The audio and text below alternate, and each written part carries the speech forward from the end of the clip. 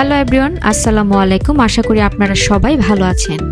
আজকে কানাডার এমন একটি শহরের কথা বলবো যে শহরে 6 মাস জনসমাগমে পূর্ণ থাকে এবং 6 মাস ভূতরে শহরে পরিণত হয়, মানে বেশি লোকজন থাকে না এবং ওই সময়টাই হোটেল, রেস্টুরেন্ট, দোকানপাট সব কিছু বন্ধ থাকে। হ্যাঁ, আপনি ঠিকই শুনেছেন, বলছি পেরসে শহরের কথা। মাত্র 3100 জন বাসিন্দা বাস করে এই শহরে। এটি কুইবেকের অন্যতম প্রধান পর্যটন কেন্দ্র। এখানে রয়েছে পেরসে রক, বোনাভেঞ্চার দ্বীপ এবং ইউনেস্কো গ্লোবাল জিও পার্ক, যা বিশ্বজুড়ে বিখ্যাত।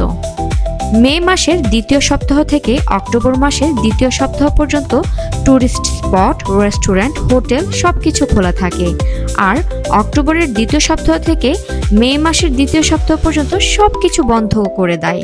তাহলে প্রশ্ন হলো, এই শহরের বাসিন্দাদের আয়ের প্রধান উৎস কি?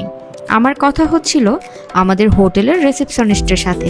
জিজ্ঞেস করলাম, তখন তোমরা জীবিকা নির্বাহ করো কিভাবে? খুবই সুন্দরী মহিলা গর্বের সাথে উত্তর দিল, তখন আমি কোনো কিছু করি না, কিন্তু আমার হাজব্যান্ড একজন মৎস্যজীবী। ওনার সাবলীল উত্তর শুনে আমার খুব ভালো লাগলো। খুবই ছোট এবং পরিপাটি শহর এবং খুবই সুন্দর জায়গা। যদি সময় হয় অবশ্যই ঘুরতে যাবেন।